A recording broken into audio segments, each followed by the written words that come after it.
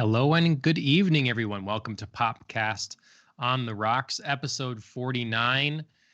It's our podcast, our weekly one where we talk about pop culture and all the things in it that we love. My name is John, and I'm joined once again by Andrea. How are you doing? I am good. I'm good. Kind of a busy start to my week between work and more house projects and trying to keep up with the wacky world of WandaVision, but we're barreling through, and it's already Wednesday, so More house projects? yes, more more house projects. Just doing them all at once, apparently, to get them all out of the way. Nice.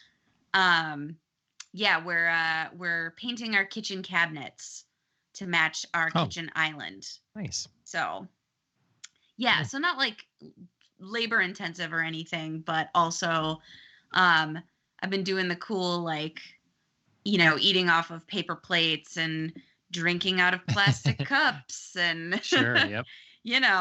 Those kinds of things. Actually, it was really funny the other day. I was on a work conference call and I had some like golden tea in a cup, and it definitely looked like I was just like casually drinking a beer in the meeting.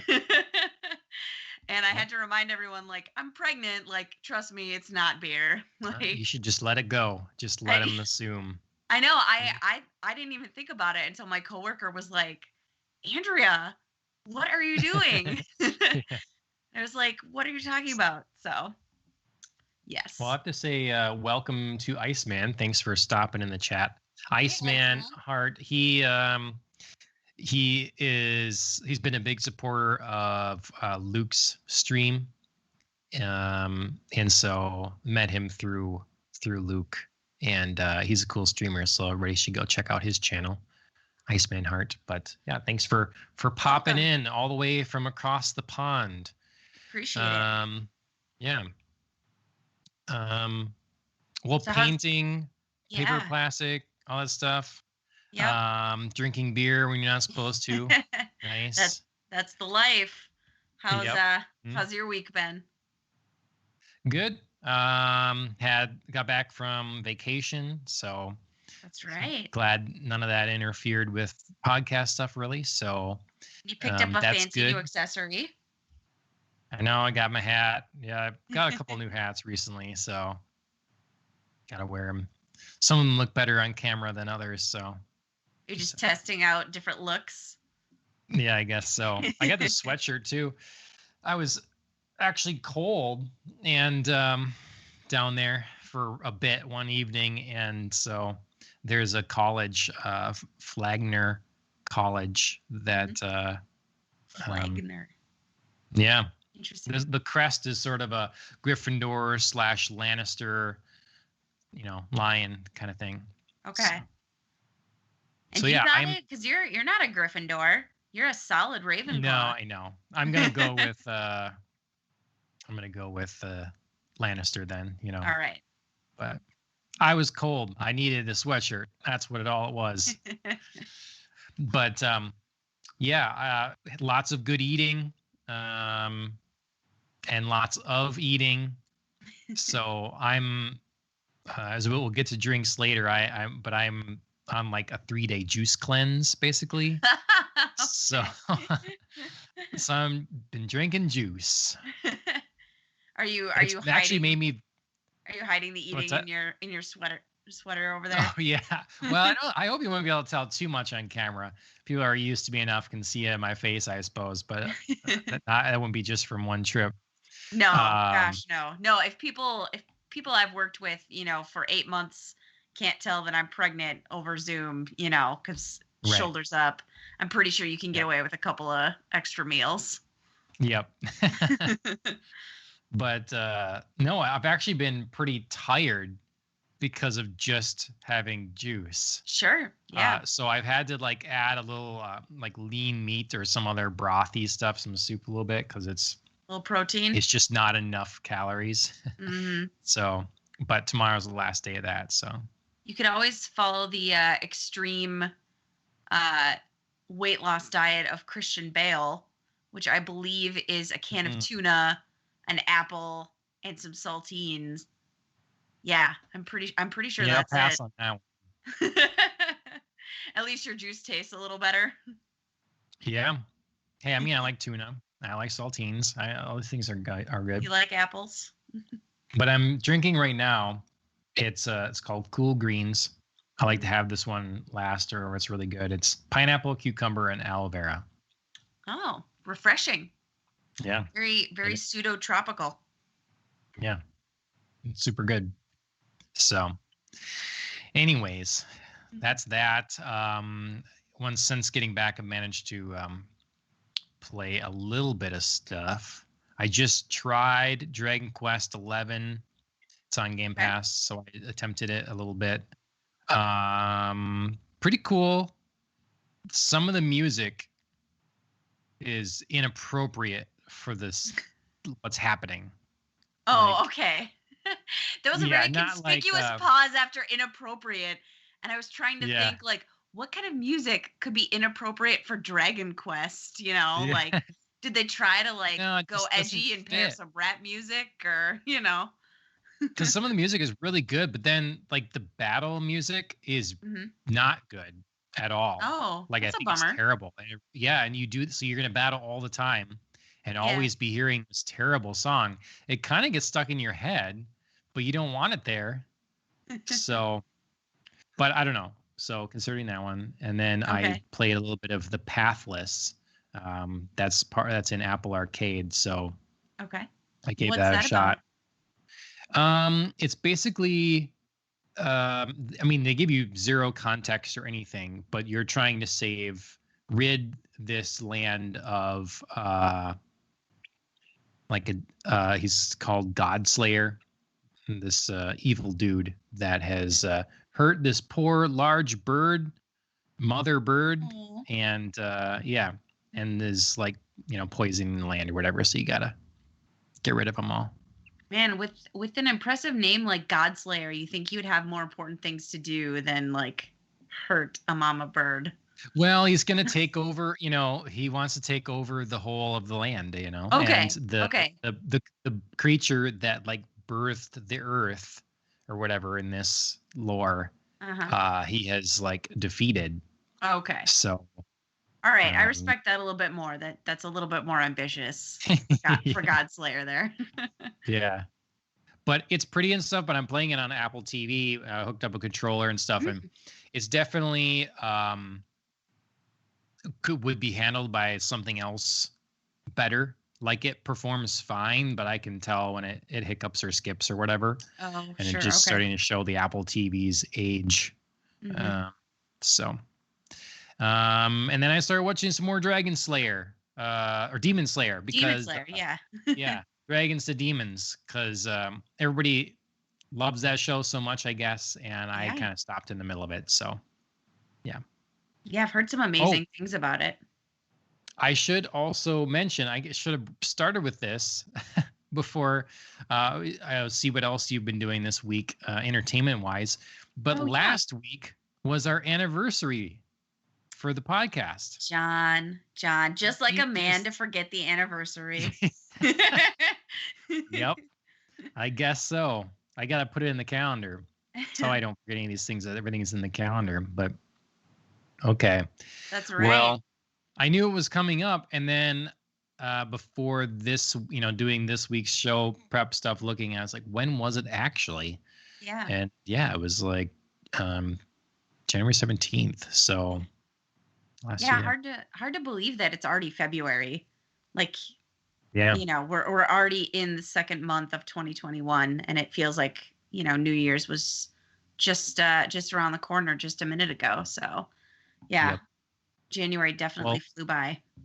And next week we're going to celebrate the 50th episode, but it's so deceptive because we kind of shot ourselves in the foot in terms of like numbering there, because we have way more than 50 episodes. Yes. And our side shot episodes were not in any way side shot episodes. No, so. They were definitely full length episodes. Yeah, and we didn't really incorporate them into our regular system, even though we've kind of, treated them like full episodes, except without the numbers. So if you're a podcast listener only, you can go back on YouTube and look at the bonus episodes playlist. There's a whole bunch of stuff you'll have never heard. That's right. Yeah. Hours of entertainment from us. Yep. All right. Well, what else have you been doing this week besides the adulty stuff? Like, what entertainment have you consumed? I haven't really consumed a whole lot in terms of media, like television. But I promised last week that I was going to watch the showcase for Resident Evil 8 Resident Evil Village. And I did. And I'm like so freaking excited that I did. Because not only did I get to see, of course, like sneak preview of the game, watch some gameplay, which was very reminiscent of Resident Evil 4, which, as we all know, is my favorite. But I was also reminded that not only is the game coming out this year, but Netflix has acquired the rights to both a live action and 2 animated films, I believe. So a live action show and then 2 animated films. And the live action show is due to start shooting this month. Of course, it was hit with production delays due to COVID. And I believe that their actual official start date is February 14th. So they are starting on Valentine's Day. Perfect. Yes, which I love as a fan. And I know Chris is going to love as a fan. So we're definitely going to have to like cheers to that on Valentine's Day, because that is definitely one of the first ways that we met, was me totally taking over his gaming system and playing Resident Evil 4. So, well, maybe you need to have an RE themed day, right? And you can, go back and play some of RE5 together. Maybe start a new adventure and get one of the Resident Evil Revelations games. I believe those are also co-op. Exactly. And make a day of it. And there's just like this adorable little Resident Evil day. Everybody celebrates Valentine's Day differently. And this is the thing that has meaning to us. So do a little throwback to our college days when I was just sitting in front of the GameCube. Alan said Jill Valentine's Day. Yes. That's what it is right there. That's right. Oh my gosh. Yeah, I should have that as a party some year. Yeah. And everybody dresses as Jill Valentine. Everyone. I'm good with it. So you can there's different outfits and costumes and stuff. Take your pick. Do your gender bend version, whatever you want to do. That's right. That's right. Yep. Shane would be up for it. Gosh. Yes, I know. And I can't believe we've never thought to do this before. I'm sure others have done this. It's happening right here, right now. Yep. Gotta remember it. All right. Okay. Well, yeah. That'll be fun, exciting. You can make zombie themed food. You can make a big cake that has the Umbrella Corporation logo on it. That's right. Yeah, I think it'll be fun. So yeah, I was pretty excited that I made the time to sit down and watch that, because like I said, it was just like a plethora of Resident Evil content that I had forgotten was going to be existing. Yeah. Well, we'll talk a little more about horror games a bit later. Okay. Well, anything else? You didn't get the chance to play any Resident Evil? No, unfortunately not. But hopefully we will remedy that, like I said, with our special Valentine's Day celebration. Yes. All right. Well, on our celebration of our 1-year anniversary, our 1 year plus one anniversary, really, we're drinking exciting things. That's for sure. I mean, you've got something there, non-alcoholic, so woo-woo, and mine's non-alcoholic too. That's right. I've got some very good old fashioned classic iced tea. So, woo, crazy. Yeah, nice. Yep. I've got my And you've got your juice cleanse. renovation cool greens. Yeah. That's Hmm. right. Yep. Well, at least the color of your drink could match one of the drink holidays that is occurring this week. So there's two kind of very random holidays that are this week. Okay. Yesterday was apparently Groundhog Drinking Day. So this is a game you play on Groundhog Day where you go into the bar, and if you come out and see your shadow, you have to go back in and keep drinking. It's a very simple game, John. Yes. I'd never heard of this before, but I had not either. apparently that's a thing you do to celebrate Groundhog's Day. So, yeah, I thought that was pretty funny. And then coming up on February 7th, which is also Super Bowl Sunday, is Pisco Sour Day. And it's basically the equivalent of a whiskey sour made instead of with whiskey, with Pisco, which is a grape brandy alcohol. And I believe Peru and Chile are the two countries who are in dispute over who is kind of like the original maker and distiller of this particular spirit. If I was reading my history correctly. I see you blended both pronunciations there. It is tough, isn't it? Right? To choose how to say. Do you say chili like just completely, just Right. American English, chili, Right. and the food? Or do you say Chile, Chile. as it would be in like Spanish or Portuguese or anything like that? Yeah. Or do you mix it? That was my solution. Chile. I'm going like hard in the middle, going all in on the middle ground. Chile. Because I can't say chili because then it just makes me think of like the food. Or being cold. Like I use that a lot in a Minnesota winter. Like I'm chilly right now. Mm-hmm. I'm not a country. But then shouldn't we say Mexico all the time? Maybe, but at least you can't get confused if I say Mexico. You know what I mean? Like at least you still know I'm referring to the country. Chili could be a couple of different things. So. Okay. Fair point. All right. Yeah, I thought my drink, plenty of my fruit vegetable drinks here have been relatively sour, so I'm gonna go with Well, you got the color right for a sour drink, so you're closer than I am here. So, speaking of Super Bowl Sunday, are you excited? And you note here drinks during the game? Question mark. Yeah, I was just wondering, like, if I mean, we usually host a Super Bowl party, of course, over at the Stewart household, and we usually have like a signature drink going on. We've had like Super Bowl margaritas, we've had like Moscow Mules, we've had something called football punch, which I do not remember all of what went in it, but I know it was basically like another version of WAP. But yeah, we've had some like fun different stuff over the years that I've enjoyed, but I don't know. I just was wondering, like, do you usually like, last year we did snake bites. So we did that combo. Was that's cider and beer? Yep, cider and beer. I remember that.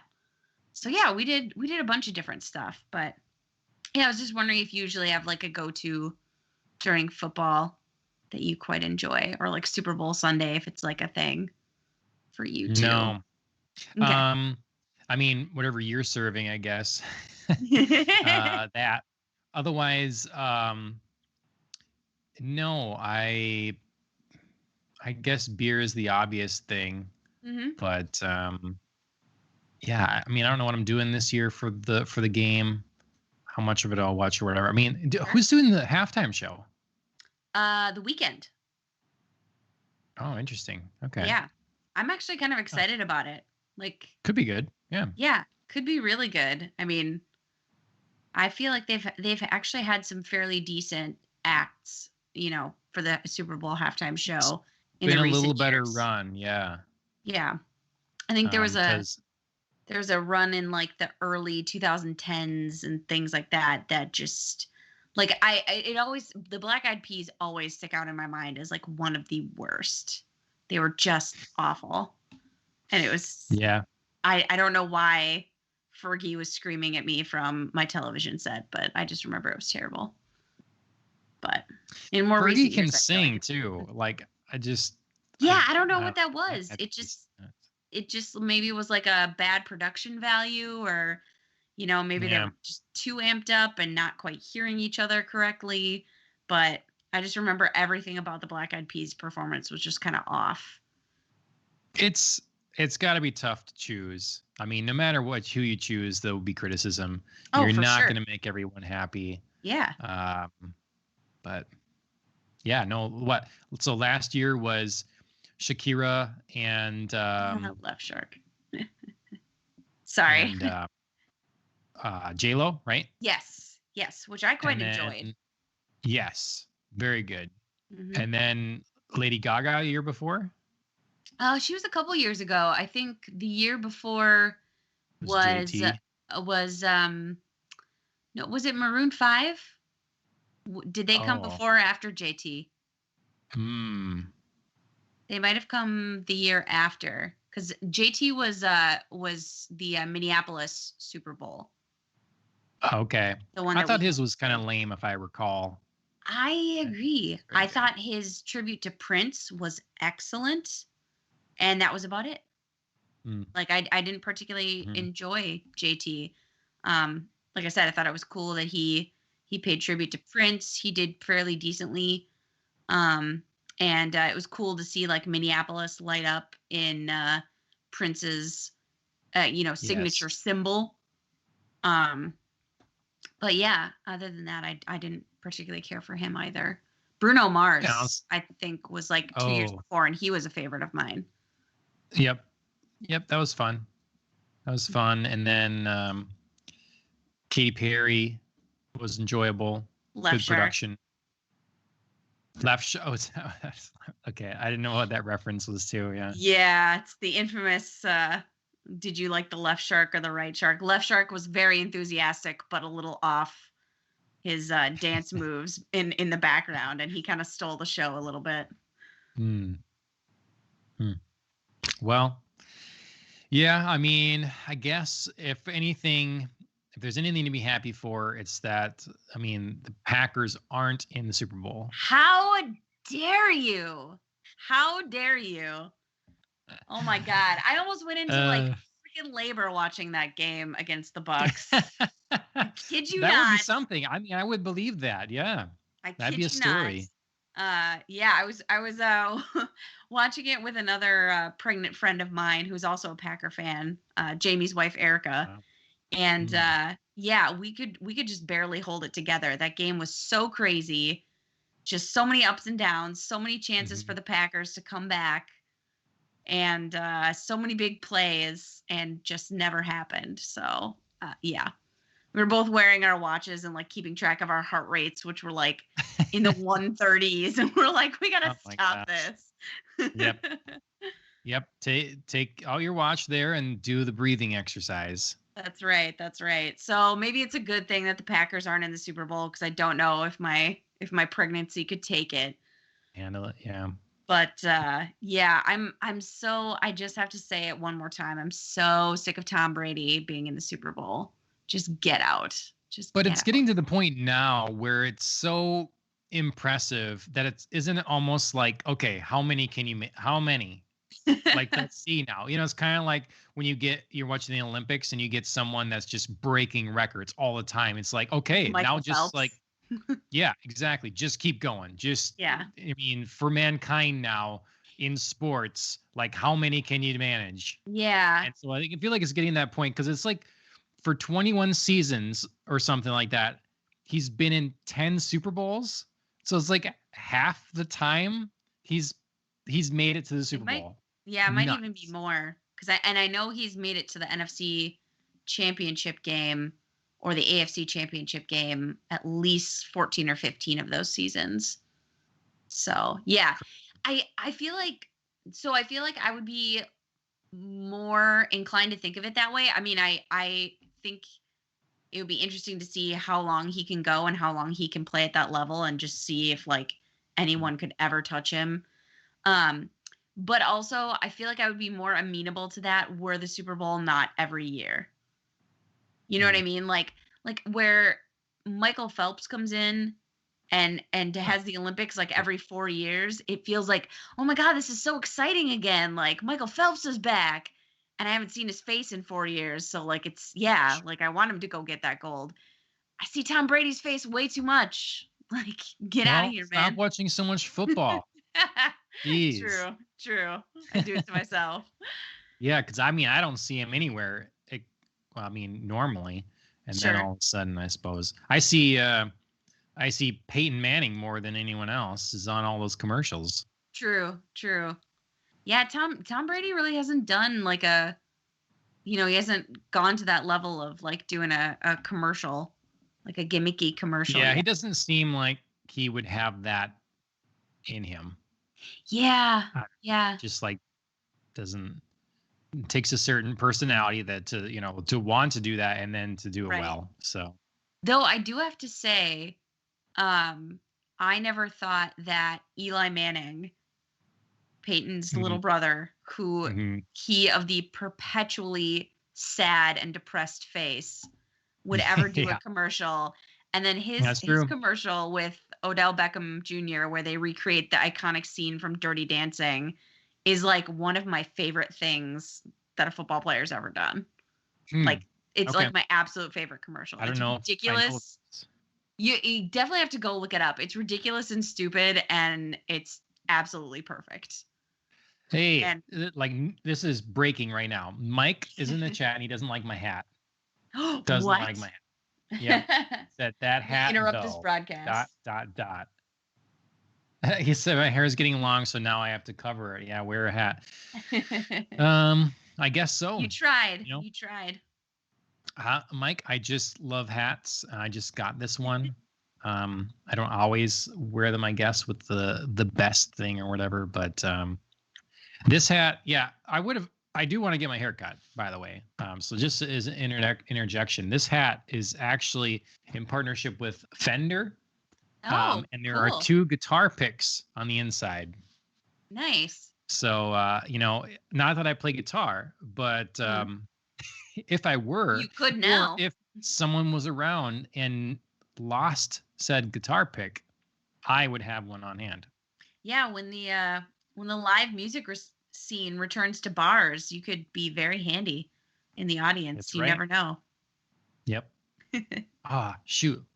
Last pick on my guitar, it's gone. That's right. There you are to save the day. Yep. So what say ye now, Mike? Anyways, yes, Super Bowl this Sunday.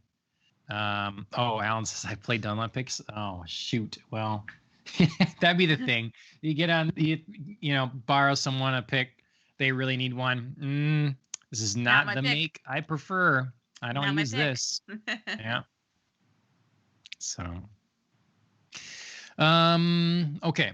So, we've got some news this week other than the Super Bowl and what we've been doing. That's right. From one type of gaming to another, football to video. That's true. There is a sports game in this category as well. Indeed. So PlayStation Plus announced their games, or I should say Sony announced their PlayStation Plus games for February. I put that in my notes wrong. Time's already passing me by. And I think it's a pretty good lineup, but I think it's funny that I just finished Control. Right. At least mainline story, and Control is one of the games available this month on PlayStation Plus. So people can watch your review of the game and see if they wanna go get it. It's perfect. Provided them the perfect lead in. That's true. Yep. Though I'd recommend, so it kind of bummed me out because this is the Ultimate Edition of Control, and I did not get to play the Ultimate Edition, so I did not have access to ray tracing and improved visual fidelity or expansion packs. But I don't have a PlayStation 5, so I wouldn't have been able to take advantage of that anyways. Sure. But anyways, yeah, if you're one of the lucky few to have a PlayStation 5, highly recommend downloading Control Ultimate Edition this month. I mean, get it anyways, claim it. You can play it on PS4 as well. From what I can see, I don't recommend playing it on anything less than a PlayStation 4 Pro, because it'll look all janky. Other games, Concrete Genie and Destruction All-Stars.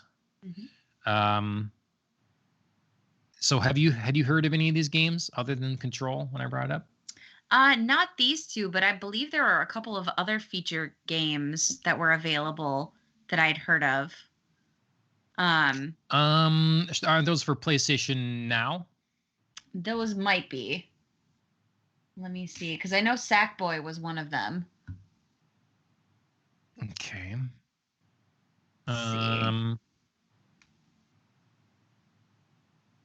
Oh yeah, no, it's just the latest multiplayer games on PlayStation Plus.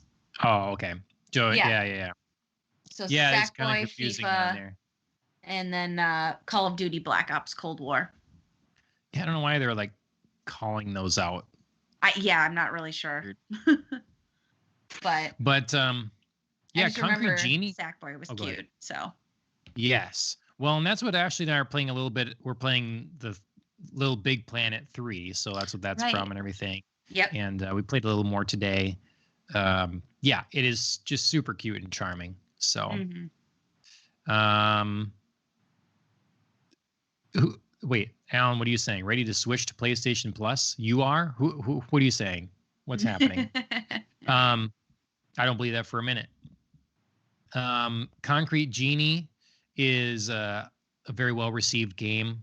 Very artsy kind of thing. You're doing like painting in the game and stuff. That was my comment. Ready to switch to PlayStation Plus.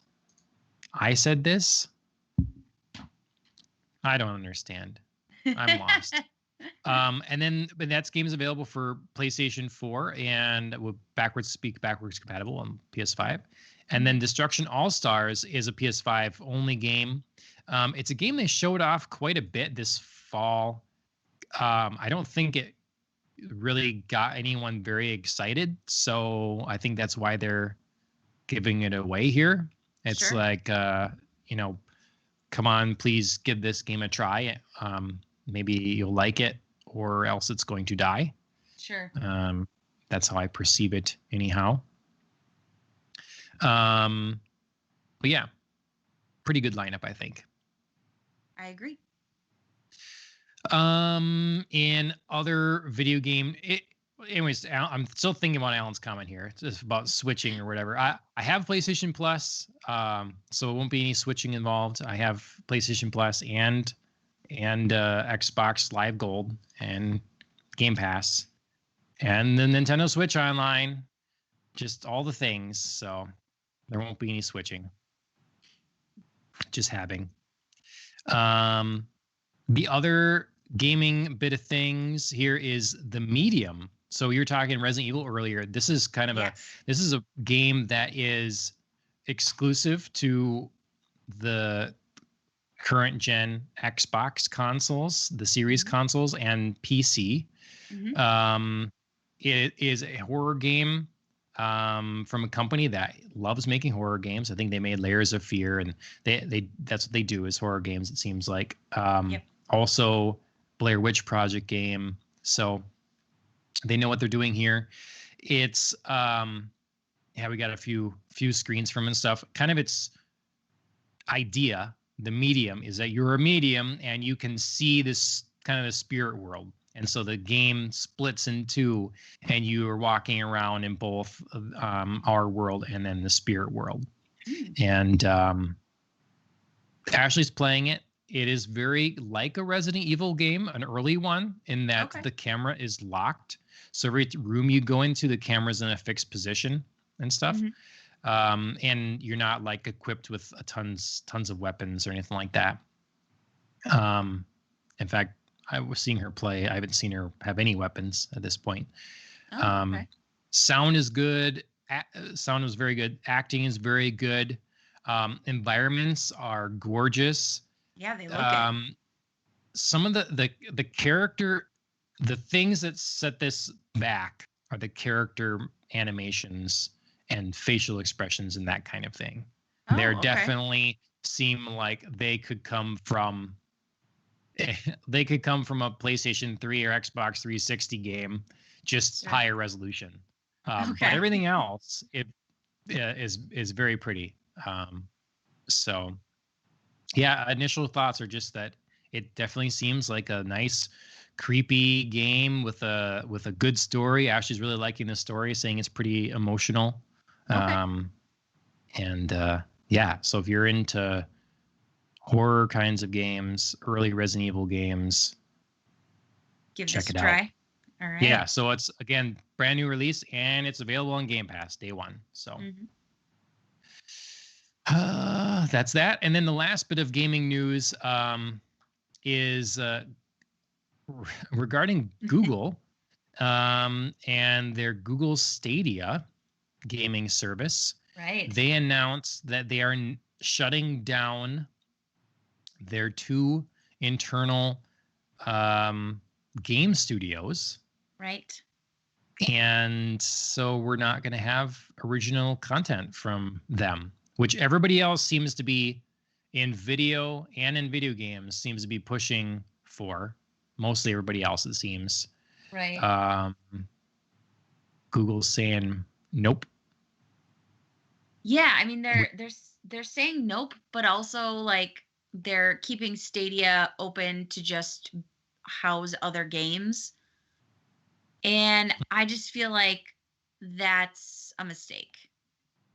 I have to say. Like I don't feel like you can play that game in the gaming world right now where you're just hosting other games. I think you need to be bold. I think we were just talking before the show about how, gaming services are the new streaming services and there's going to be so many options out there and people need to have a reason to have your gaming service, and I don't think you're doing yourself any favors if you're not going to have original content. Yep. So. I mean, they could certainly buy some companies, but then they're internal studios and they are doing what the studios you just shut down are doing. Right. Would have been doing, Right. So if they bought Sega, which wow, would that make the internet erupt in like a fit of rage? I can't even. Twitter would break. If they did that, right? It would be in a situation where they'd have, like Microsoft is with ZeniMax, where they have a lot of games that have deals already made and sort of thing, and generally speaking, those are honored or they have to rework those deals. Mm-hmm. So the games that you'd be getting exclusive to your service would be games that are in development, probably not announced yet. They're new things. Well, again, your internal studios would be doing the same thing, and they hired, well-known talent to run these studios. Mm-hmm. So I don't know. Google is really, I mean, Microsoft's bad at it. Google is really bad at it with committing to something. Yes. They've killed so many things. Yes. They're inventing a whole new level of sucking at this. Yeah. Like, I mean, I thought maybe this would be the thing that they would stick out. Yep. And maybe they'll try, but they're not going to see any momentum if they don't have any reason for you to jump to their thing. Exactly. Earlier, I guess it could be where you could, be watching someone play this, streaming it on YouTube, and then you can see the game in the description and just click on it and start playing. Well, how many people are going to do that? Right. Firstly, YouTube is still not as like anywhere near what Twitch is when it comes to people watching game streamers. So a service like that would make more sense on Twitch. And again, like, what do you? Oh, I'm watching on my phone, and now I want to play this game. I think that's assuming you're someone that's watching this on your computer, and now you have your controller already hooked up or something and want to play like this. I don't know. I don't see them getting anyone without something to bring you in, and they're not going to have it. I agree. Yeah, I remember us talking about this a while back on the cast, and you specifically saying you thought this was maybe the one thing that Google was going to stick out. And I feel like with this announcement, they're kind of just throwing money at a problem and not really doing anything to solve it, and also not really doing anything with it.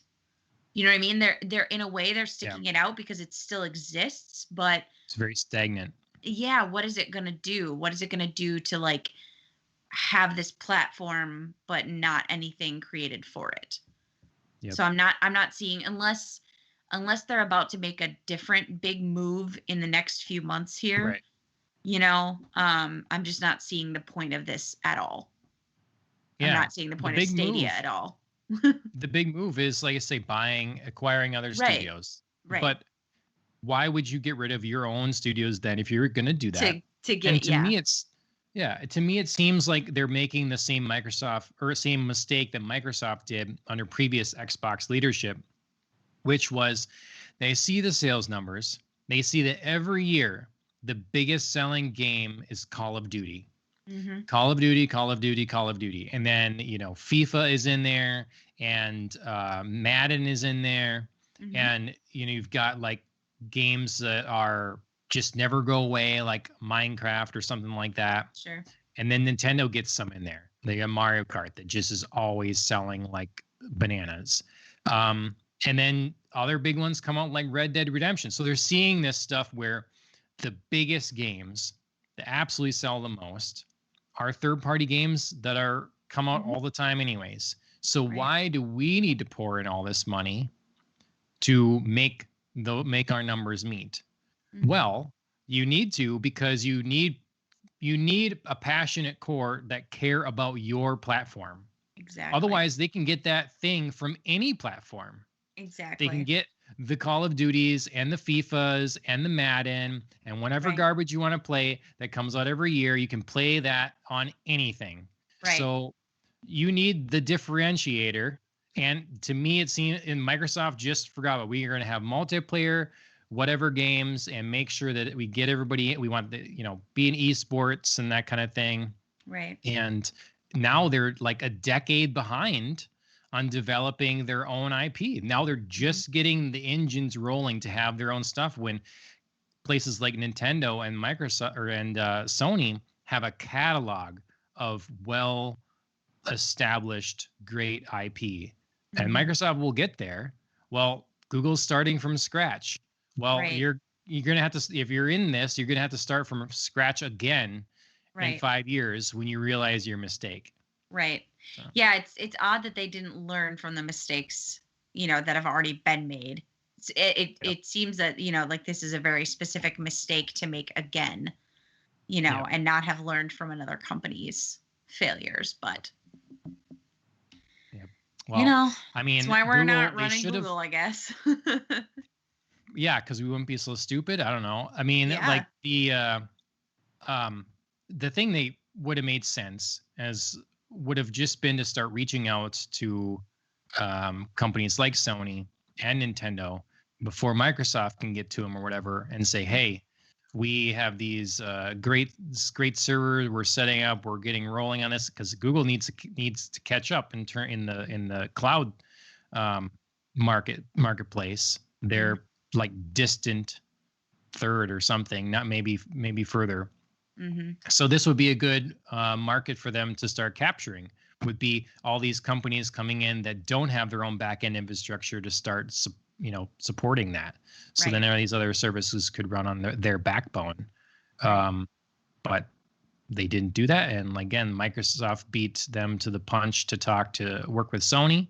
And I don't know what Nintendo's going to do, but they'll figure something out, I guess. So anyways. Well, disappointing Google. Yep.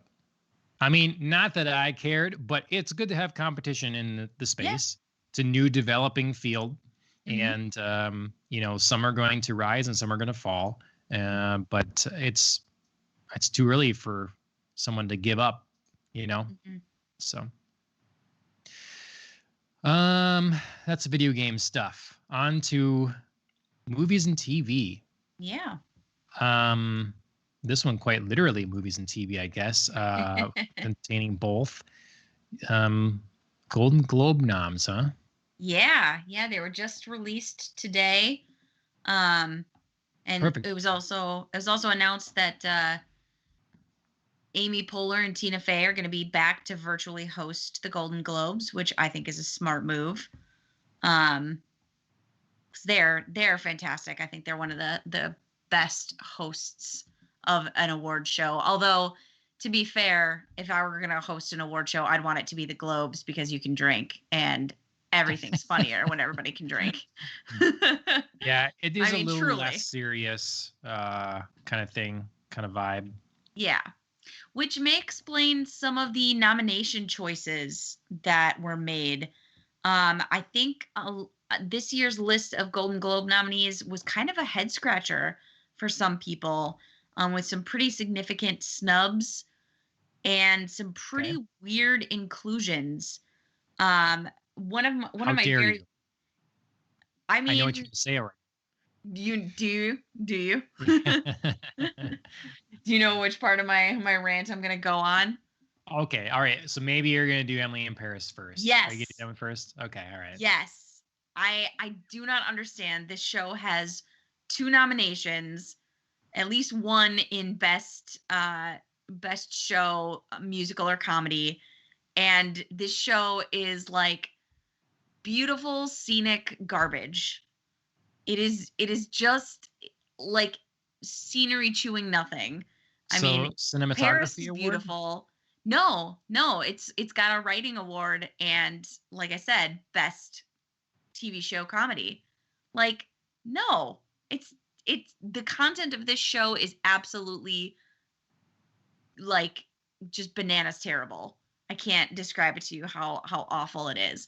But Paris is beautiful. Like, it's a fun escapism show. Sure, a lot of people talked about it because it was like, as we were discussing, I think in a previous podcast, we were talking about ambient TV and this kind of being like the first big push of that. So interesting for sure. Do I think any of that makes it worthy of a Golden Globe nomination? Absolutely not. No, this is a dumpster fire that somehow snuck in there. But the person that wrote it did Sex and the City, yes? Yes. So this person has connections and knows who to know. And so we gotta toss him a bone here. No. And give him some nominations. That is absolutely the worst. Yeah. The worst part of Hollywood networking right there. You just encompassed it in a nutshell. We know this person, so we better give him a nomination. It's like nominating Scorsese for putting The Irishman in the Oscars last year, when I do not think that was some of his best work. That was a drag of a movie, and I think it was just to like get his name back in there. So no Hollywood, shame. I think there needs to be some clearer like delineation between categories sometimes, and just like really defining them. So best direction, all right. So when you think of a director, the role really is to wrangle the actors and to like pull out of them the performance that you wish to see on screen. But you're also directing the camera. So you're also like responsible for framing and Mm-hmm. composition. Mm-hmm. So, but I think that people often think like director, well, they see it as their film, certainly. And I Yeah. suppose it is mostly their film if there's one person, but they're not the cinematographer. Mm-hmm. They are not the screenwriter. Like, Usually. right, yeah, right. So if you have someone like Scorsese and The Irishman isn't that good, really isn't that amazing, well, who wrote it? That's probably whose fault it is. Is it his fault in poor direction? Or like did he but that's hard to discern. Like it's hard to break that up. Oh, he got this Yeah. performance out of Jack Nicholson. Actually, he didn't. Jack Nicholson was just Jack Nicholson in that movie. Right.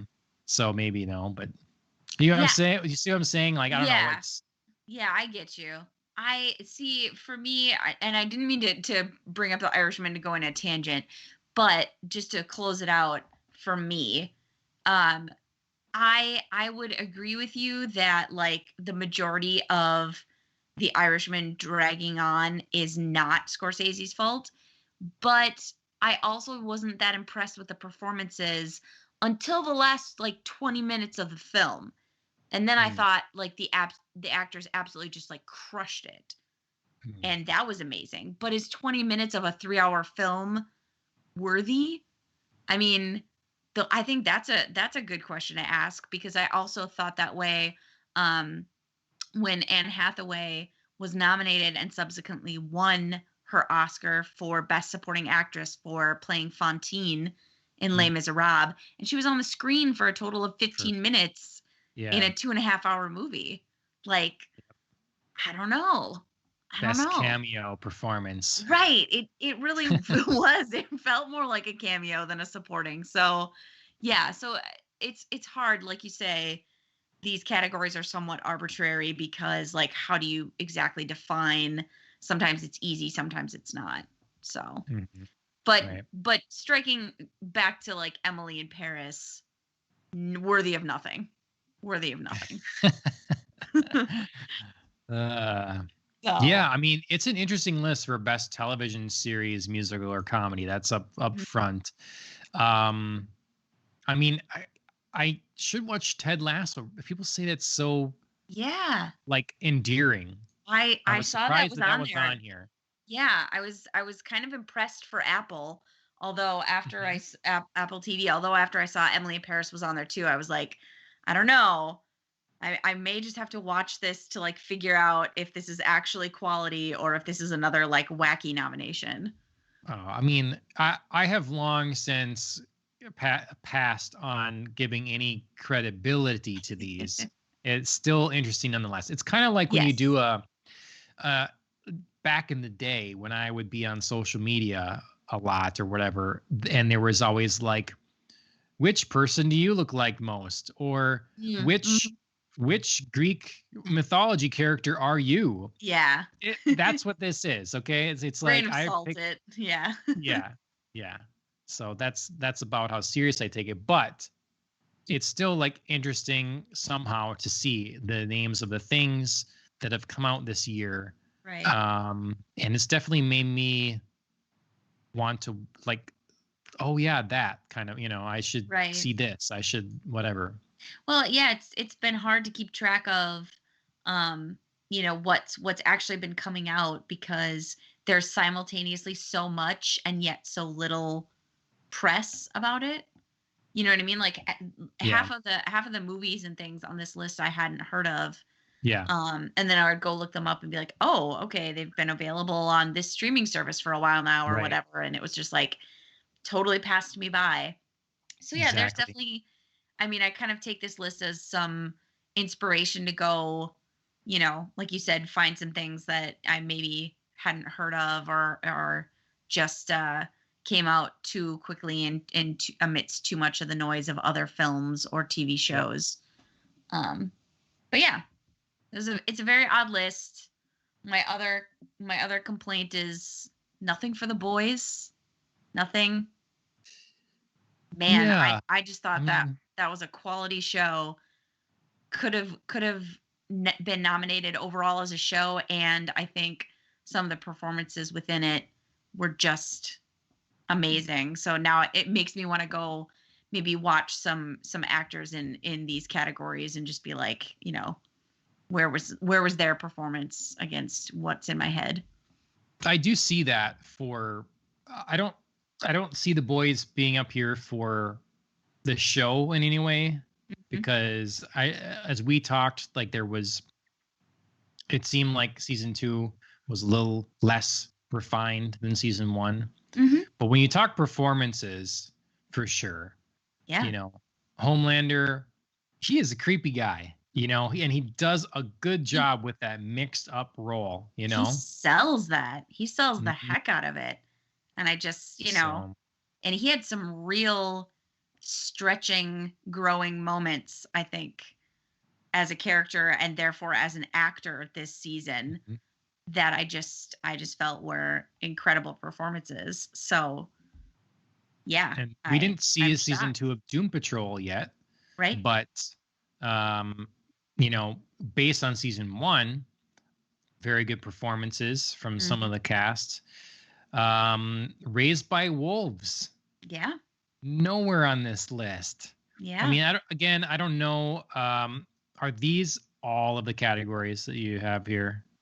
This must be because, it's not like the Oscars that there are umpteen. Oh, no, this is everything more. That's listed. Okay. Yeah.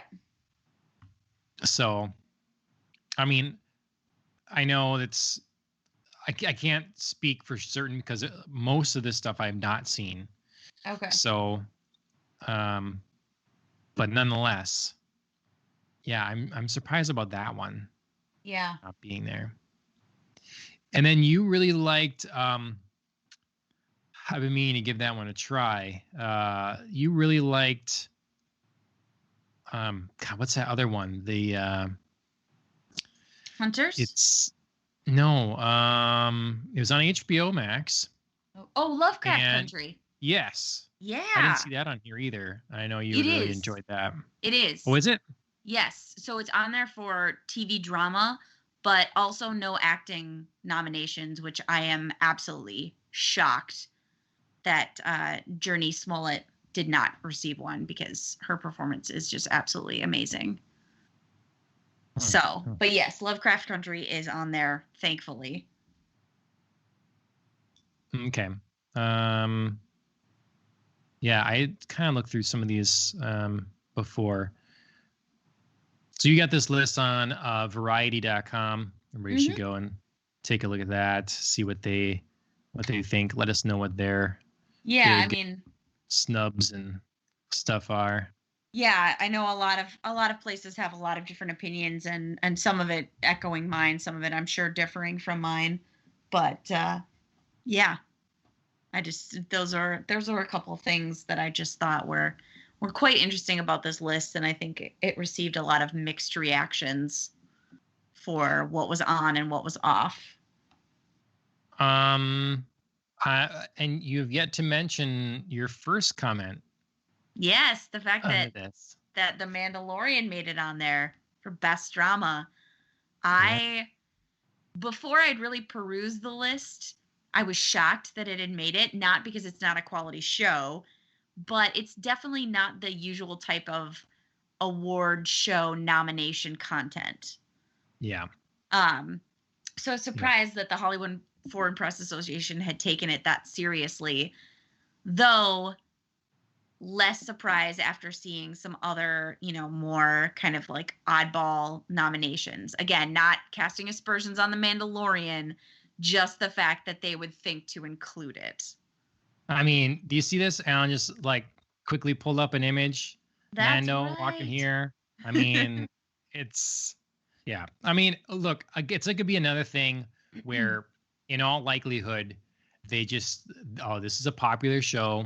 We can put this in our reel now. See, we pay attention to the things you little people watch, and then not give it the award. Right. So. Yeah. Throw us all a bone with the nomination and then yank it back for something else. It's certainly possible. But yeah, I thought that was cool that it at least had gotten the nomination. Yep. And I think deservedly so, we'll see if they think so. Yep. The thing this list really drove home to me is something we've talked about before, is just how everything is getting buried. Like so many. I mean, there's plenty of years where there's a lot of films and shows that I'm not familiar with. But in the amount of content now on various platforms is making it really difficult. I mean, I completely forgot about Mank. Right. I've been Gary looking forward to Oldman, that. David Fincher. I just had blank gone because very little press, and then it's just buried on Netflix. I'm on Netflix, and I didn't know it was there. So it's just an issue. I think if these films are gonna want to make any money, you really got to invest in some sort of method of, media communication and promotion. Yeah. And how do you have any sort of shared dialogue with, friends and family over, obviously the extreme was, well, everybody had to watch the news and 60 Minutes and then, Green Acres or something like that. And so you'd all knew what each other watched and then could talk about it. This, you can't, it's so difficult to try to recommend shows to people because they have a back catalog of like 30 things. Yes. And it's like, and something resonates with someone and it doesn't with another person. And it's like, am I going to move this forward in my queue? And by the time that you would be getting there, there's been more content coming out. So it's really, I mean, I know it's not a real actual problem, but it is an annoyance that you can't just, group of friends can't get together. And there's only a handful of shows maybe that you've all seen some of, let alone heard of. Right. Yeah, I think it would be nice if streaming services took a chunk of the money that they invested in, like the bazillion new and original shows, and would once in a while kind of pool it and create like a Game of Thrones. I want to tread lightly-ish because I don't want to, kill interesting new content and, see any smaller shows get snubbed or robbed of funding that are potentially amazing just because, now I've said, pool your money and go for a big budget show, but it is almost, as a watcher, you do get a little bit of fatigue and you do get exhausted with trying to keep up with like the 60 different shows that, when you do hear about them. Yeah. So it'd be nice because, Game of Thrones, for all its faults, for a while was that thing that you could at least be like, yes, we've all watched this, Yep. And if you had one friend that was one friend out of, 50 that you knew who did. So you could at least be like, we got this one in common we can talk about. Yep. So I think that's part of the appeal yet still to, the Marvel movies. Yeah. They still are the thing that's big enough to transcend whatever niche you're a part of. Yes. Because everybody has their things, their type of show or whatever, like we end up watching more anime. Well, a lot of people don't watch more anime. So like they're not familiar with any of those shows. But it's sort of, you have these few tentpole things that, everybody has seen, and I hope those persist. Yeah. But the issue is like when you have things that you haven't even heard of, I shouldn't have forgotten that the latest David Fincher film came out. Like I should know that. But it came out to almost no fanfare. Right. So how could you be blamed? In one sense, yeah, how could you forget? But in the other, how could you be blamed for that? I mean, I guess is it us older people yet that still somehow rely on what we see on television, like what the movie is that's being advertised, No, I mean, I think it's human nature. We have too many things to keep on our minds to always remember when something is coming out, and that's a useful way to just remember, you know, hey, this is still going to be here. Hmm. Like, it's too hard to see it once and remember. You just yeah, I don't particularly feel that's being part of an older generation. I just think that's, like I said, human nature. You have a lot on your mind.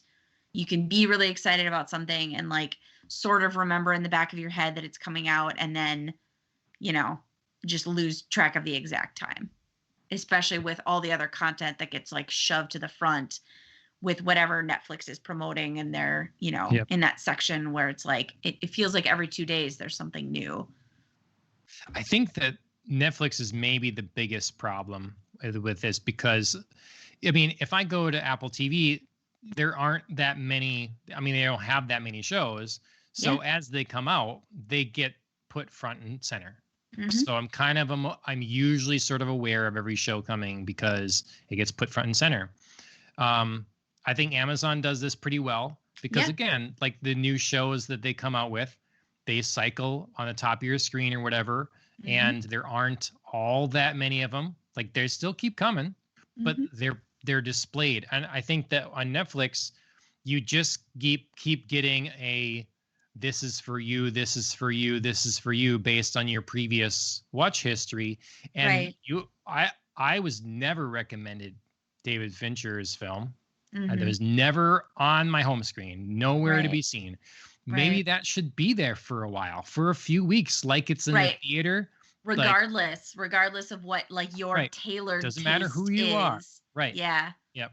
I Now I know you agree. can actively go to the top whatever list, but a lot of things on the top 10 list are going to be based on them being recommended to people to watch. Hmm. So if you have a whole bunch of, if you have 10 people and they're all recommended different things to watch and they all watch something, that's comprising the top 10 list.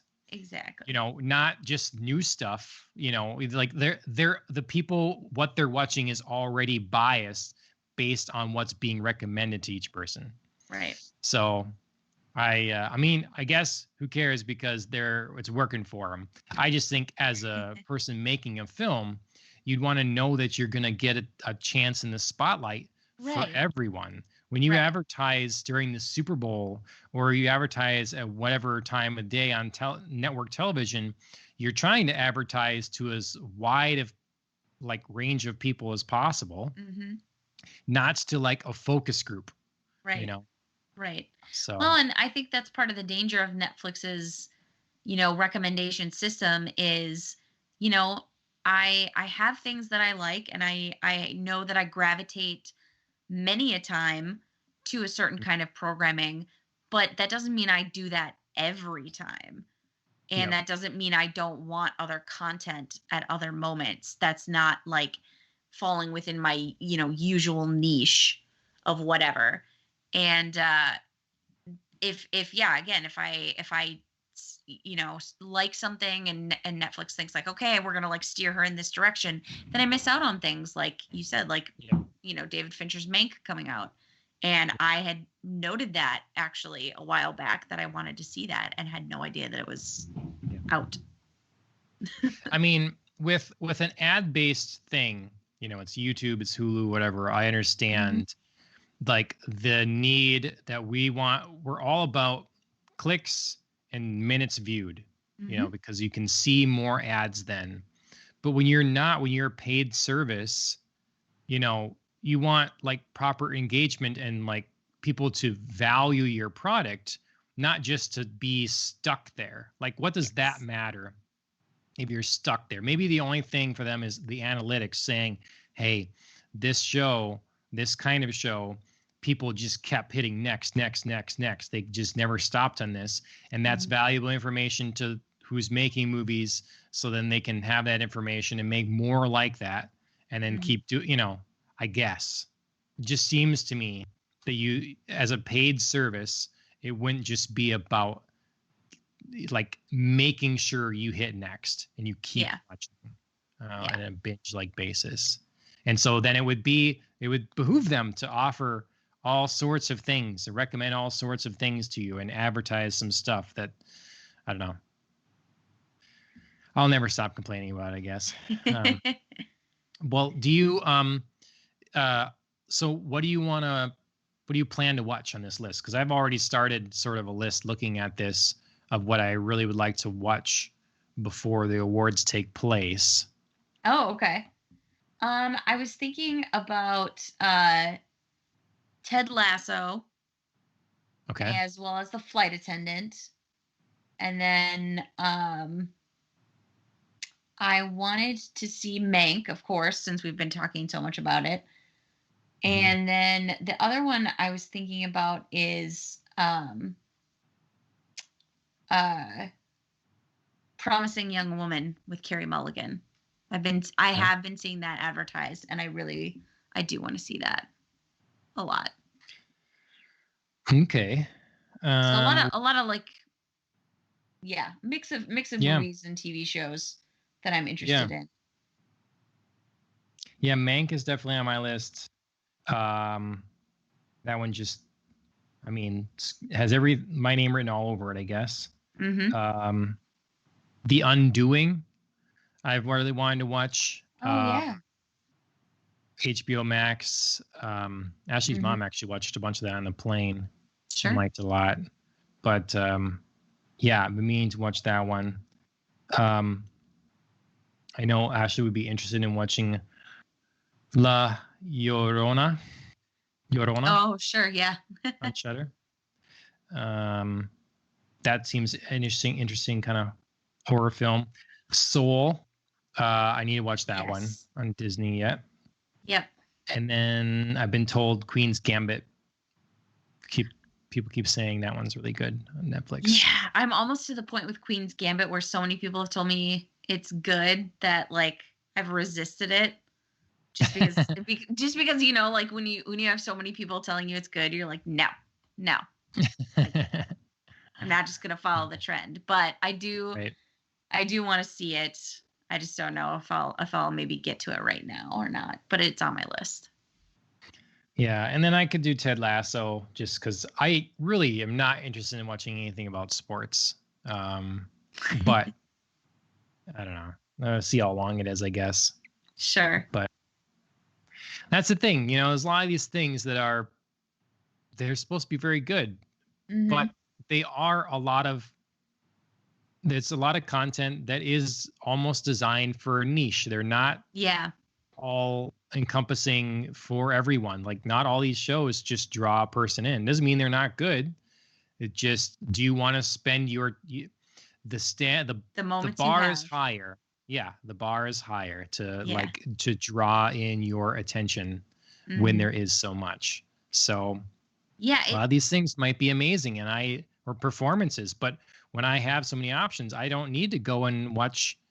I mean, I'd like to see what's Michelle Pfeiffer, French Exit. What is that? Right.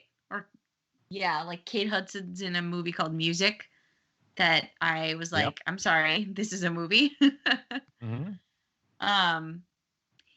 kind of, I mean, I know we'll get to this in just a minute, but it kind of makes me really appreciate the fact that WandaVision is 30-minute episodes because I feel almost a sense of dread now when I sit down to watch a TV show and I realize that they're hour-long episodes. It almost feels like this is so much of my time, and it really isn't.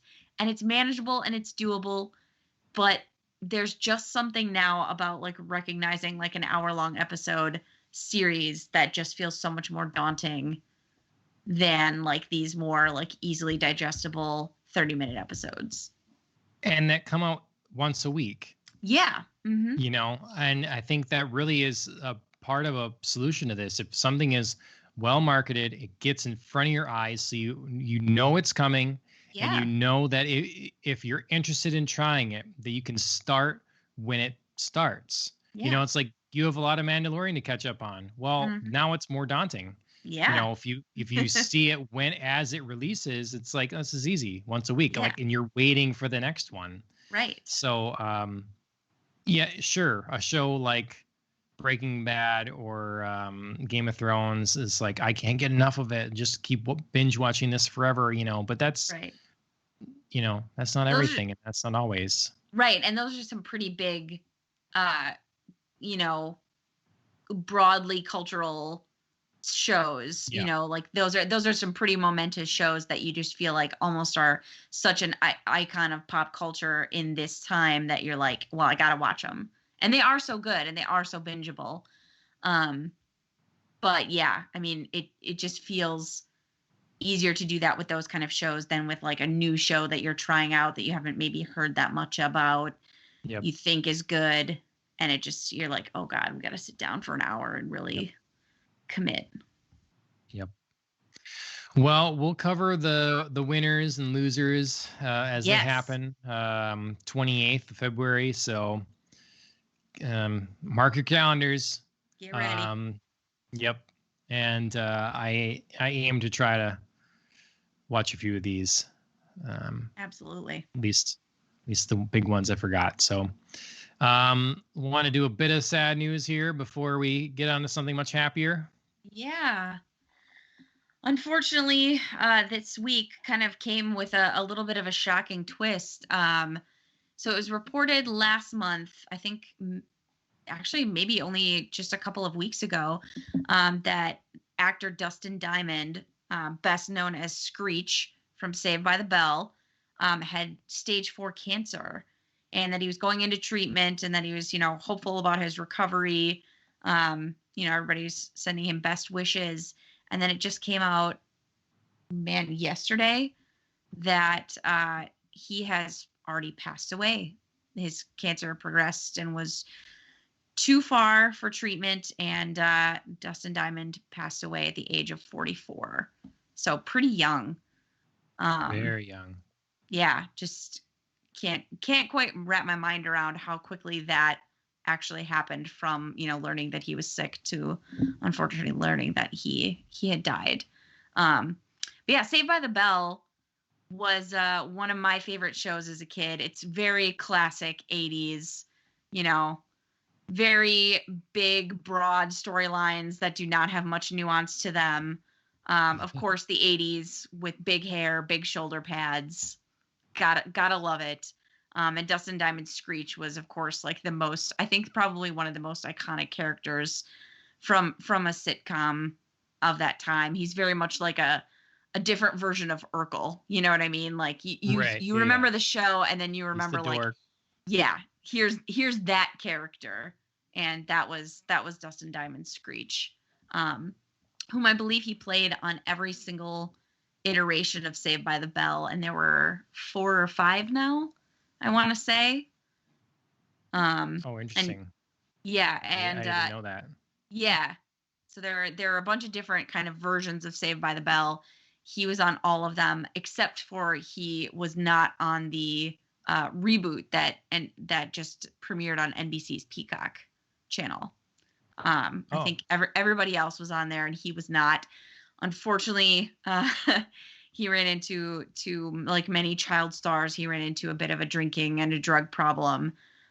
Wrote a tell-all memoir about his cast members that they all were like, this isn't true. He's making up some wild, crazy stuff.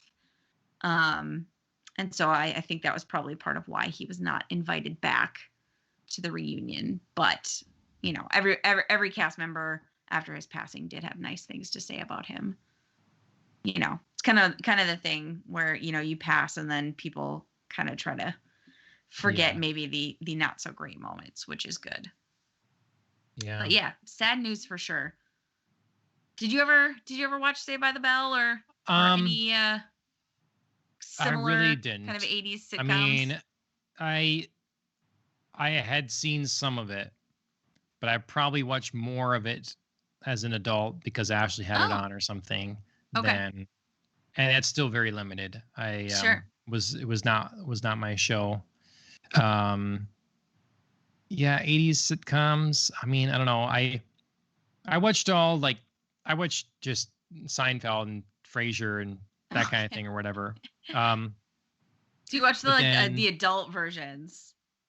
Yeah. Because Right. I would watch those with my parents too, but then I would watch like Saved by the Bell or Boy Meets World or stuff like that, Yeah. See, I didn't want some of the Boy Meets teenager World. I really shows. didn't watch. Yeah. I think uh, for the kids ones or all ages, whatever, those were more '90s shows for me. Yeah, So like I watched Full House, Home sure. Improvement. Yep, I watched those Um, too. there was the other one that Step by Step. Sure. Yep. Um, so those were kind of the after school things, kids things that I watched then. Sure. Unless it was older stuff. So like you know, Brady Bunch, uh, Okay. whatever, Okay. you know. So Yeah. I distinctly remember, I'm not sure why, I Dream of Jeannie was oh like yeah. on right after school, and I remember watching that for like an older show. I was like, all right, I Dream of Jeannie and Bewitched were like a combo, one right after the other, I think, after Yep. school. So, but yeah, sad Well, news, yep. unfortunately. I'll bring up the other sad news too that I didn't know about. Mhm. Alan had put in the chat here earlier. Oh But yeah. Jeanette Moz, I'm not sure if Yeah. I'm saying that right. I hadn't heard of her, but she was only 39, Mm-hmm. so like 5 years younger yet or whatever. Yeah. Alan had brought her up because she is an actress in the latest Resident Evil game. Right. But yeah, she had colon cancer, and yeah, another death. So Yeah. it's Too sad. live your best life, because man, it can be old. It can be over. Yeah. 39, 44. Well, That's too young.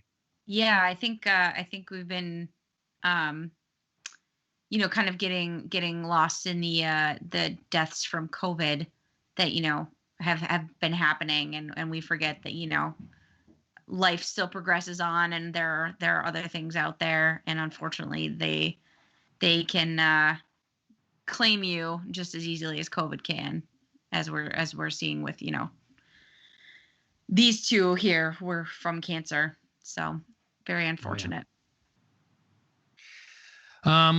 And to happier things, not cancel related. I mean, WandaVision. WandaVision. Season Yes. 1, episode 4. Yes. I think Um, was this not the episode we've both been kind of waiting for? yes. You know? Yes. I feel So like it lived up to our hopes and expectations that we were talking about last time, where we really needed something to tie this together and get everything like really jump started into the bigger storyline, and I think this episode delivered exceptionally well. I would agree. Spoilers, everyone. Yes. Yeah, yeah, we were talking how it was kind of it was time. Yes, And absolutely.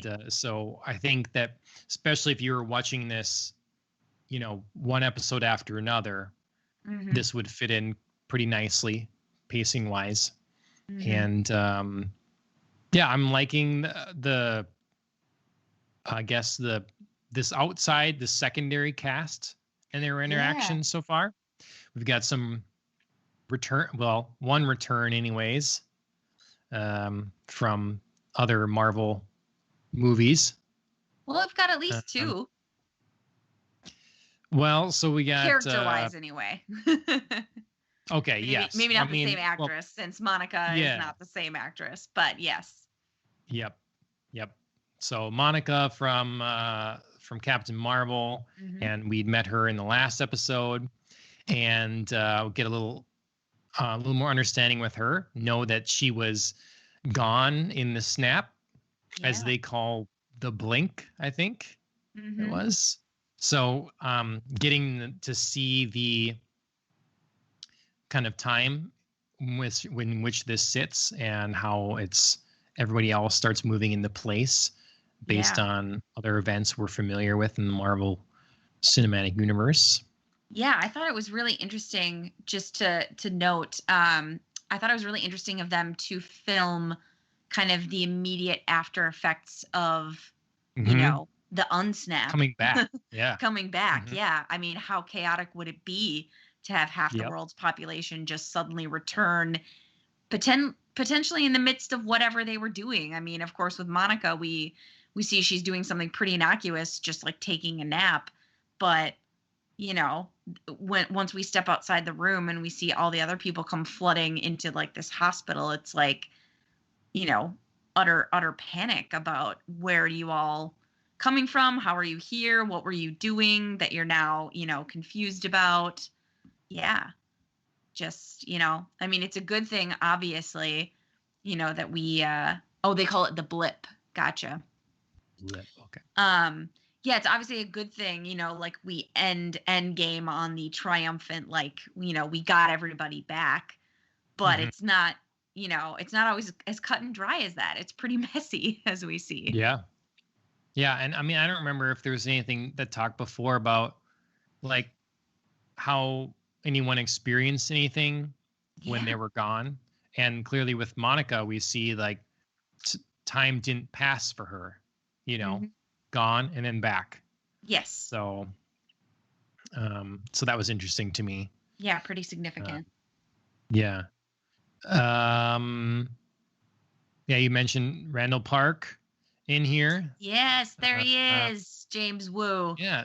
So I like the official introduction of Sword, really showing Yes. that, and saying that Monica's mother had like basically started the place. Hmm. Um, I like there was a lot of information packed into a small bit of time. Like, Yeah. uh, Yeah, it didn't feel uh, overwhelming though. It was kind no, of a lot, but still digestible. yep, yep. And so we got what's her name? The other cast member back now. I just had it. Kat Dennings. Is that her name? Yes, Darcy Lewis, Kat Yeah. Dennings. She is So returned and she is a full-fledged doctor in this episode. So that's fantastic to see her kind of get her own little moment to shine in this. Also, I have to say the comedic timing between Kat Dennings and Randall Park on point. They were fantastic. yeah, it's me. I enjoyed this episode more than any of the other ones. Hmm. Um, I had expressed being about done with the sitcom thing, and Yeah. I have no doubt they will like go back to this. You know, we're still gonna see both, but my hope is seeing both sides here, and as things continue to Hmm. break down, we got the background of like what actually happened in the last Right. episode when the cameras cut away. Right. Once Wanda is like questioning Monica, who are you? What are you doing here? Right. Um, We that's got cool. we got explained, the helicopter that mysteriously appeared in Hmm. color, Yep. the radio voices, yeah, Hmm. the Yep. the That was great. the pseudo beekeeper who Yep. was really an exploratory agent, of Sword. Um, yeah, so we got a lot of, it was kind of backwards and forwards in a sense. We were almost doing Yeah. like a flashback episode to catch us up and move us forward in the present Yep. and future time. So, No, I love this kind of storytelling. For yes. sure. When done well, it's nice. It keeps things fresh, gives you a new understanding of everything. Um, Seeing how like everything is being adjusted to the appropriate Mhm. time as it enters the appropriate era. Yes. So like you say with the beekeeper or with the helicopter, like why does the drone look that way or whatever? Yep. Um, and yeah, I love seeing all the cracks. I like that we got the answer as you said to the voice, Yes. because they could have made us wait longer on that kind of thing, but Hmm. no, this is and then we have a creepy moment with Vision. Yeah. Um, so Yeah, we got so many big reveals in this episode. Not only, about the fact that this this is, like the world that we had been seeing in the first couple of episodes was contained within an energy field around a town, you mhm, know.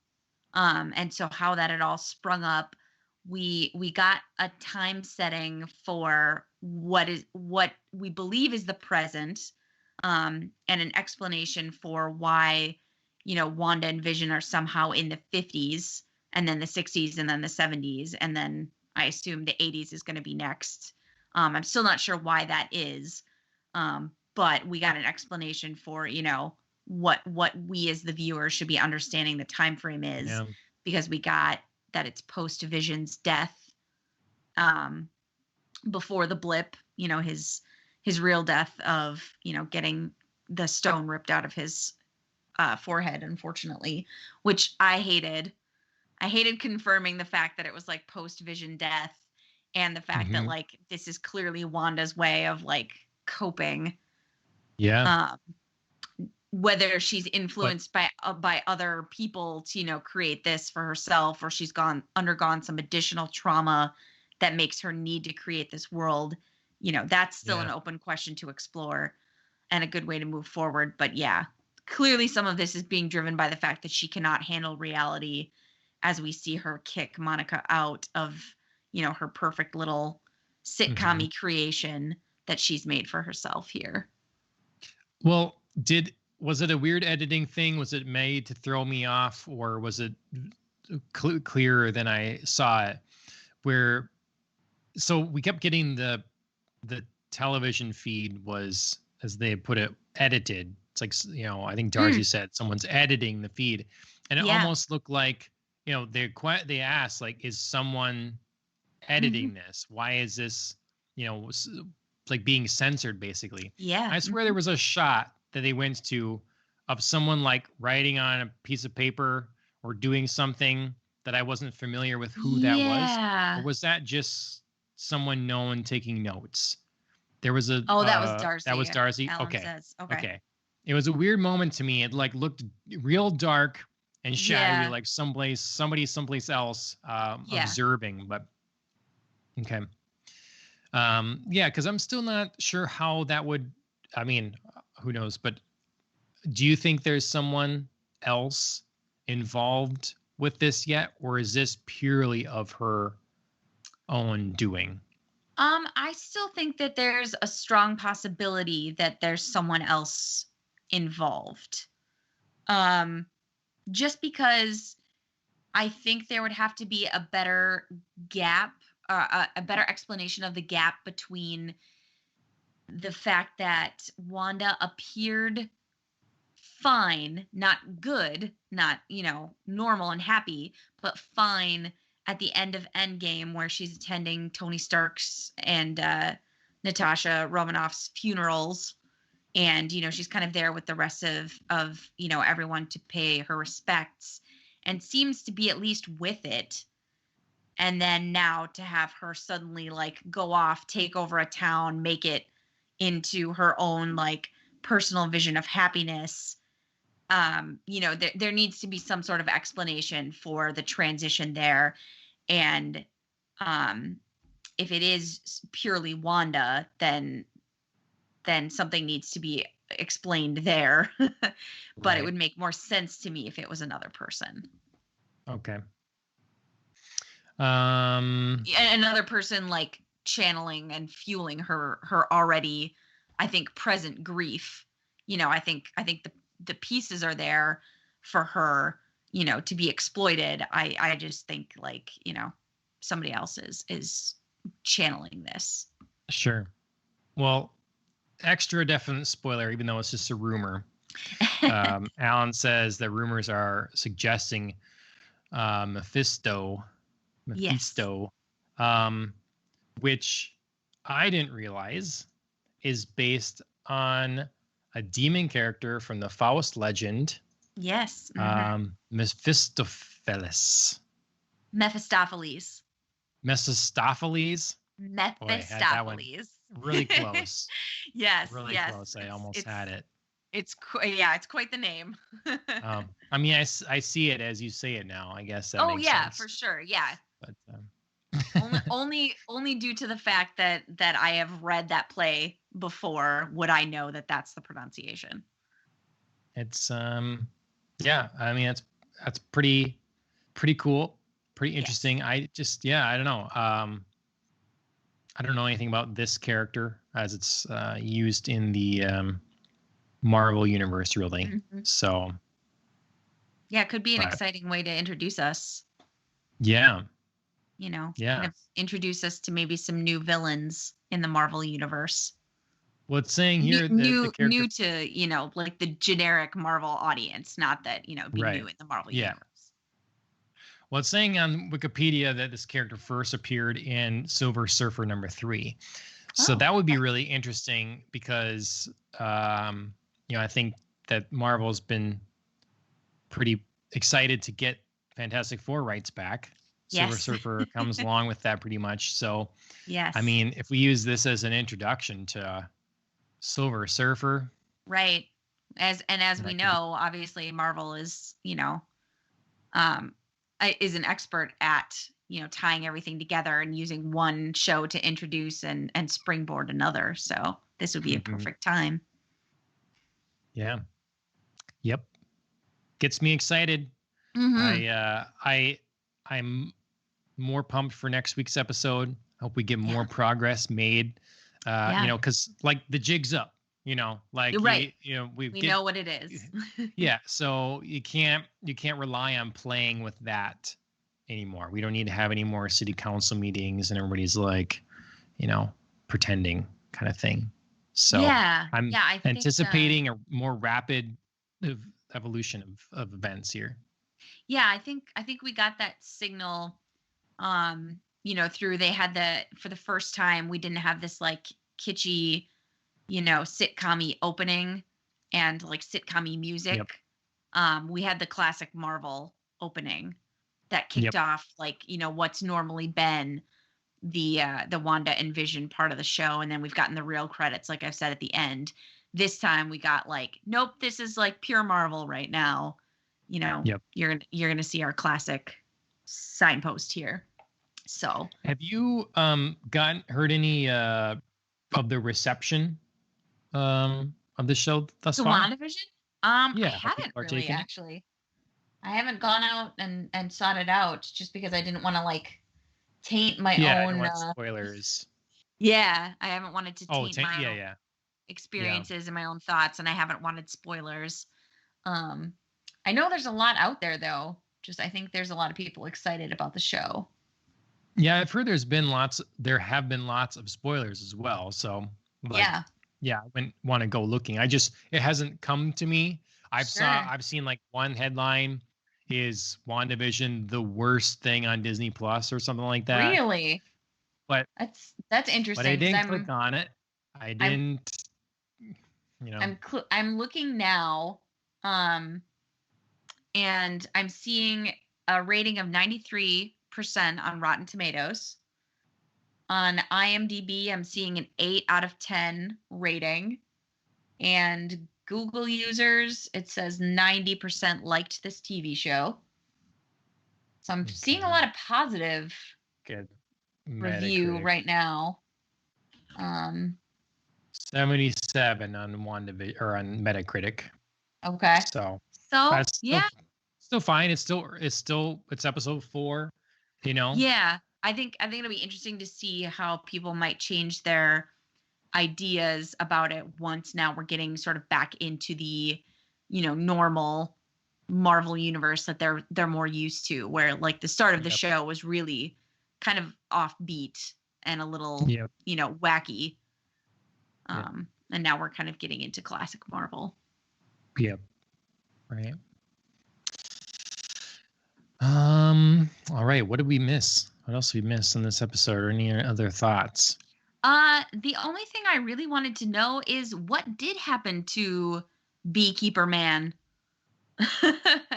you know, we Oh, we kind of yeah. we That's got an hmm explanation for how he got there, and a very weird um you know showing of how he passed through the energy field and was like transformed a little bit or something by Wanda's powers. But then, we still didn't see what exactly happened to him. Yeah. I mean, I look at it like coding something, and so this world has a set number of like set criteria for what can exist in it Yeah. so that it's real, It and needs it to make makes sense for the sense. time period. Yeah. Yeah. And so this person in a more advanced, some sort of hazmat suit isn't fitting. Mhm. So beekeeper, it's friendly, and then the thing that's tied to him is like an old jump rope or something, Yeah.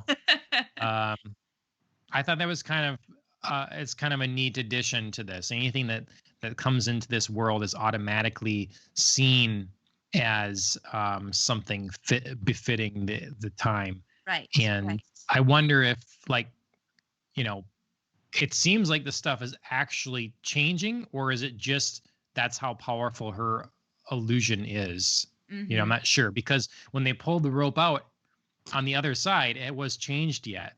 Yes. Yes. So But just a section but of that had been like jump rope as well. Yeah. yep. hmm So, but when Monica got thrown out, was she in her clothes from, or was Oh, she I in thought her? I thought she was still maybe in her Geraldine Was she? clothes, but Alan, I know has an. Sorry to put you on the spot, Alan. I know you had like that image at some point in time of her like laying on the Like, lying grass. here? Yeah, that was pretty close up, but Yeah, I yeah, wonder because yeah, but I mean, it obviously would make sense that she wasn't just like playing along in. I mean, she was, but she was sort of being forced to yeah, play along, which would explain some of Agent Wu's confusion about like this isn't the woman I met outside of this town the other day. Like she seems so much different while she's in here. Why is that? Well, it's either Wanda, the world, or some combination therein, making her fit into a mhm. character. It's Just the way almost that like, now this beekeeper has to fit. yeah, it's almost like it's you go in and it must fit, and literally the atoms are changed. Yeah. If you leave, they're not changed back. Oh Okay, yeah, so that's definitely her period piece. yes, she's still got her Geraldine clothes on. Yep. Yeah, for sure. So, So it can't be an illusion. It's got to be an right. actual. Right, you're I don't creating the know. material. Yeah, Yeah. the physical object as well. So, yeah, Hmm. very interesting. The only the only other question I had coming from this episode, now that we know, kind of what was behind some of the odd things that we were seeing in the sitcom world, um, was the fact that, we heard uh Agent Wu's voice come through the radio. And we know Yep. that Wanda heard it. And we Yep. see Darcy watching it. And she doesn't report that it's a success to Agent Wu. And Yep. I thought that was a little odd. Well, I I mean, mean, it wasn't a total success, but he definitely reached her. She heard him. yes. They caused a blip in the show continuity. But it So sounds I like just thought she it was couldn't funny. hear it coming through the radio. Maybe. Like, because Wanda reacted. And Right. so I mean, if she was paying enough attention, she could probably tell that she was acting strange, but you wouldn't necessarily know that that's what's causing it. Like, Perhaps. what is this reaction that I'm getting right now? Because then as soon as the glass is broken, that's edited out. Right. They're- Although they do talk about like the blood, she can't oh, quite did they? edit out the fact that like Okay. she cuts her hand. Okay. Yeah. So, yeah, I don't know. I mean, maybe I was reading too much into it. And I certainly don't know that I'm ascribing like sinister motives to Darcy, but it was just kind of a funny like, well, it seemed to have some sort of effect on the world, so why wouldn't you encourage him to try again at some point? Yeah, I thought they gave up on it too soon. I Mhm. just read it as like confusion. Like Sure. she's not Sure. she's and as you like, that might change your understanding, because we're seeing her how she's so pushing away reality and trying Mhm. to ignore that. So Yeah. anything like this is like, I need to ignore this. Whereas if you came into it initially thinking like you're trapped or something like that, you would jump at the sound of someone calling for you in the Right. radio. Right. Like, Sure. oh my God, someone there, please, please help me, kind of thing. Right. Whereas this reaction is weird until you understand the context of like, I am doing this, Sure. kind of thing. So, Right. Don't save me from this because this is what I yeah. want. Yeah. Yeah. Sure. All right. WandaVision, season 1, episode 4. Excellent episode. Yeah. Yeah. It was well done. I am for the first time. Well, my anticipation continues to grow. Yeah. For this one. So. Yeah, I agree. My anticipation is definitely peaked, and my excitement is peaked for the next episode. And I think this episode relieved some of my anxiety about, where the show was going and was it going to be good, because this was great. Yep. Nice. All right. Well, thank you everyone for tuning in. We had Iceman popping in for a minute. We had fitness trainer Mike popping in for a minute. So you're always welcome to stay for the entirety of the show. I mean, you never know what you're going to miss. But thanks for tuning in anyways. And again, Iceman Hart, that's Iceman Hart. He's on Twitch here, and everybody should go and give him a follow and take a look at the content that he creates. He used to stream a lot of Paladins. I think he's been streaming some Phasmophobia recently. So just, Nice. We'll check it out. Give him a look-see. Our theme song is made by Killing the Flower, and you should take a look at on Spotify and YouTube and Instagram. We thank them for that. Mm-hmm. And one of the members of that band, Lucas333, that's Lucas with a K. He streams on Twitch. Normally Monday, Wednesday, Friday. Right now it's just been on Fridays, Friday in the afternoon, if you're Central Time. And our podcast, you should follow us right here on Twitch or on YouTube, wherever you're listening, your favorite podcast directory, Apple Podcasts, Spotify, whatever. I had mentioned the other week, I think off air or whatever, how in the analytics, Apple Podcasts was just overtaken as most listened to platform. All right. By, I think, other even. So wherever we get podcasts, I don't care. Yeah. Make sure to leave us the follow on the social media things too, Twitter and Facebook. Leave us comments. Let us know what we can improve, what show we just absolutely must cover, or game we must play, or whatever it may be. And also tell our producer Alan that he's doing a good job with the new stuff. Well, we got new graphics going. So he is. Yeah, all kinds of images and stuff coming across the screen today. So Yep. All right. That's Popcast on the Rocks, episode 49. We'll be back next week with another episode. It's the big 5-0 in the official numbers. I hope you see us then. Have a good night, Andrea. Cheers, everybody.